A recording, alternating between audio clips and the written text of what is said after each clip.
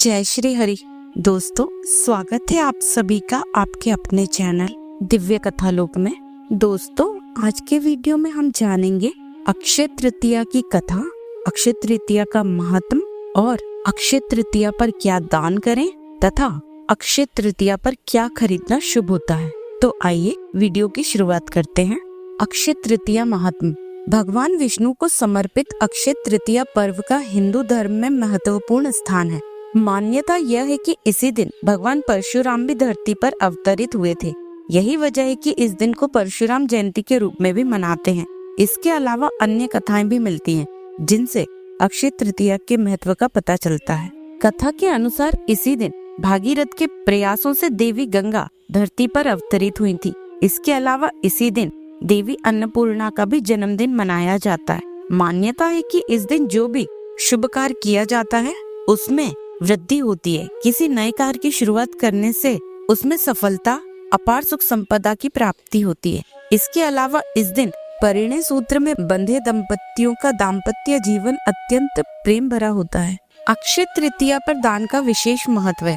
धार्मिक कथाओं के अनुसार इस तिथि पर कई ऐसी घटनाएं घटित हुई हैं जो इस तिथि को और भी खास बना देती है। इस दिन किए गए दान का महत्व बढ़ा देती है। कथा के अनुसार द्वापर युग में महाभारत काल में जिस दिन दुशासन ने द्रौपदी का चीर हरण किया था, उस दिन अक्षय तृतीया की तिथि थी। उस दिन द्रौपदी की लाज बचाने के लिए भगवान श्री कृष्ण ने द्रौपदी को अक्षय चीर प्रदान किया था। इसी दिन युधिष्ठिर को मिला था अक्षय पात्र। कथा के अनुसार अक्षय पात्र युधिष्ठिर को अक्षय तृतीया की तिथि पर ही प्राप्त हुआ था। इस पात्र की यह विशेषता थी कि इसका भोजन कभी समाप्त नहीं होता था। इसी पात्र की सहायता से युधिष्ठिर ने अपने राज्य के गरीब और भूखे लोगों को भोजन उपलब्ध कराते थे। भविष्य पुराण में अक्षय पात्र का संबंध स्थायी दान पात्र से भी बताया गया है। अक्षय तृतीया से कृष्ण सुदामा का भी संबंध है। कहते हैं कि जिस दिन सुदामा अपने मित्र भगवान श्री कृष्ण से मिलने आए थे, उस दिन अक्षय तृतीया की तिथि थी। सुदामा के पास भगवान श्री कृष्ण को भेंट करने के लिए चावल के मात्र कुछ मुट्ठी भर दाने ही थे, जिन्हें उन्होंने श्री कृष्ण के चरणों में अर्पित कर दिया। उनके इस भाव के कारण कान्हा ने उनकी झोपड़ी को महल में बदल दिया। अक्षय तृतीया की पौराणिक कथा।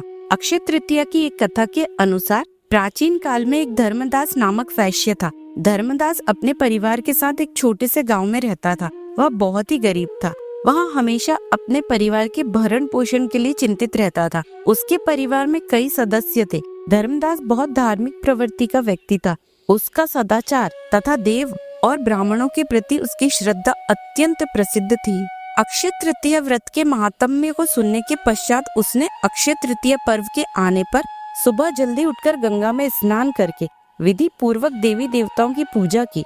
व्रत के दिन सामर्थ्य अनुसार जल से भरे घड़े, पंखे, जौ, सत्तू, चावल, नमक, गेहूं, गुड़, घी, दही, सोना तथा वस्त्र आदि वस्तुएं भगवान के चरणों में रखकर ब्राह्मणों को अर्पित की। यह सब दान देखकर धर्मदास के परिवार वाले तथा उनकी पत्नी ने उन्हें रोकने की कोशिश की। उन्होंने कहा कि अगर धर्मदास इतना सब कुछ दान में दे देंगे तो उनके परिवार का पालन पोषण कैसे होगा। फिर भी धर्मदास अपने दान एवं पुण्य के कर्म से विचलित नहीं हुए और उन्होंने ब्राह्मणों को कई प्रकार के दान दिए। उनके जीवन में जब भी अक्षय तृतीया का पर्व आया तो प्रत्येक बार धर्मदास ने विधि से इस दिन पूजा एवं दान आदि कर्म किए। अनेक रोगों से ग्रस्त तथा वृद्ध होने के उपरांत भी उन्होंने उपवास करके धर्म कर्म और दान पुण्य किया।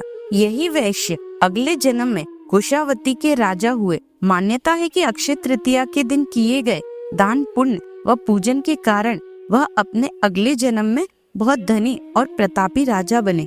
वह इतने धनी और प्रतापी राजा थे कि त्रिदेव तक उनके दरबार में अक्षय तृतीया के दिन ब्राह्मण का वेश धारण करके उनके महायज्ञ में शामिल होते थे।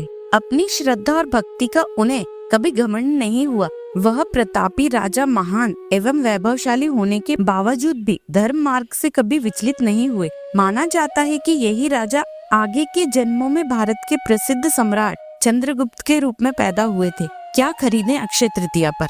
अक्षय तृतीया के दिन सर्वार्थ सिद्धि योग पूरे दिन रहेगा। ऐसे में खरीदारी करना और भी शुभ है। अक्षय तृतीया पर सोना खरीदने की परंपरा है, क्योंकि मान्यता है कि अक्षय तृतीया पर सोना खरीदने से माता लक्ष्मी की कृपा बनी रहती है। लेकिन सोना खरीदना हर किसी के बजट में नहीं होता। ऐसे में अक्षय तृतीया पर सोना खरीदने के बजाय आप और भी चीजें खरीद सकते हैं। इन्हें खरीदने से भी पुण्य की प्राप्ति होती है। अक्षय तृतीया के दिन मिट्टी को सोना खरीदने जितना ही महत्वपूर्ण माना जाता है। अगर आप सोना या चांदी नहीं खरीद पा रहे हैं तो मिट्टी का बर्तन, घड़ा या दिया घर ला सकते हैं। ऐसा करने से आपकी संपत्ति में वृद्धि होती है और माता लक्ष्मी की कृपा आप पर बनी रहती है। अक्षय तृतीया एक खास दिन है। इस दिन कुछ भी खरीदना शुभ होता है। अगर आपके पास ज्यादा पैसे नहीं हैं, तो आप रुई खरीद सकते हैं। रुई खरीदने से घर में सुख शांति आती है, साथ ही धन और अनाज की भी बढ़ोतरी होती है। इसलिए अक्षय तृतीया पर रुई खरीदना शुभ माना जाता है।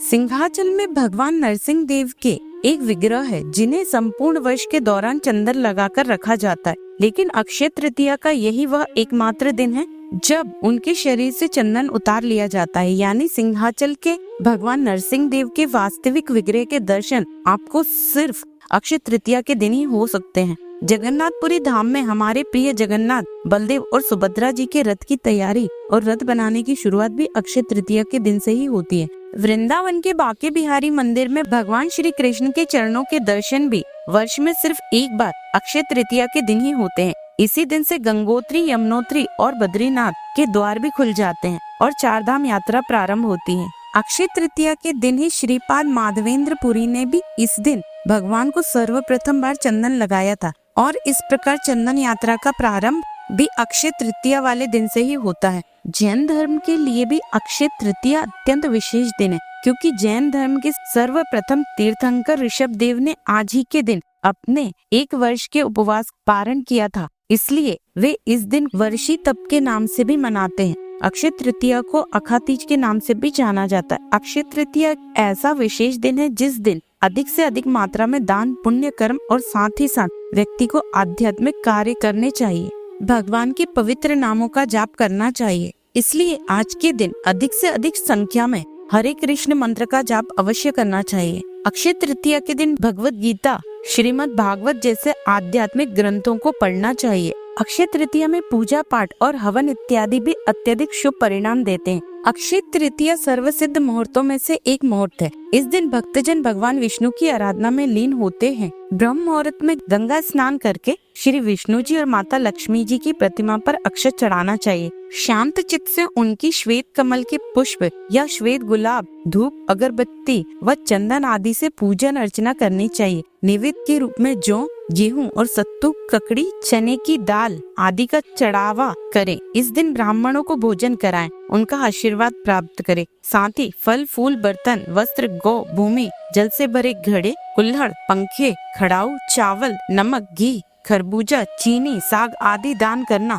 पुण्यकारी माना जाता है। अक्षय तृतीया के दिन पूजा का शुभ मुहूर्त है सुबह 5:41 से लेकर दोपहर 12:18 तक। अक्षय तृतीया पर इस तरह करें माँ लक्ष्मी की पूजा। मान्यता के अनुसार अक्षय तृतीया के दिन भगवान विष्णु और माता लक्ष्मी की संयुक्त रूप से पूजा करने से जीवन में कभी भी धन धान्य की कमी नहीं रहती। ऐसे में इस दिन सुबह ब्रह्म मुहूर्त में उठकर स्नान करें, साफ वस्त्र धारण करें। इसके बाद घर में पूजा घर की सफाई कर गंगा जल से शुद्ध कर ले। मंदिर में लक्ष्मी नारायण की मूर्ति या चित्र स्थापित करें। पूजा से पहले अपने मन में संकल्प लें कि आप सच्चे मन से माँ लक्ष्मी की पूजा कर रहे हैं और उनका आशीर्वाद चाहते हैं। दीपक जलाकर माँ लक्ष्मी के सामने रखें। विष्णु भगवान को चंदन और माँ लक्ष्मी को कुमकुम का तिलक लगाएं। इसके बाद नारायण को पीले फूल और माता लक्ष्मी को कमल के फूल चढ़ाएं। माँ लक्ष्मी और नारायण को खीर, मालपुए, पंचामृत व मिठाई अर्पित करें। पूजा में तुलसी का पत्ता जरूर शामिल करें। विष्णु भगवान को तुलसी अत्यंत प्रिय है। पूजा की थाली में सोने चांदी के सिक्के, कुबेर यंत्र, श्री यंत्र भी रख सकते हैं। यह लक्ष्मी की कृपा को आकर्षित करते हैं। और अंत में माता लक्ष्मी और विष्णु भगवान की आरती करें। जल से भरा कलश रखें, उसके ऊपर फल रखकर उस कलश की पूजा करें। उसके बाद उसे दान कर दें। इस दिन दान का बहुत महत्व है। ऐसे में पूजा के बाद जरूरतमंदों को अन्न, वस्त्र, स्वर्ण, धन का दान कर सकते हैं। माना जाता है कि ऐसा करने से पुण्य और लक्ष्मी कृपा दोनों प्राप्त होती है। जय श्री हरि, जय माँ लक्ष्मी।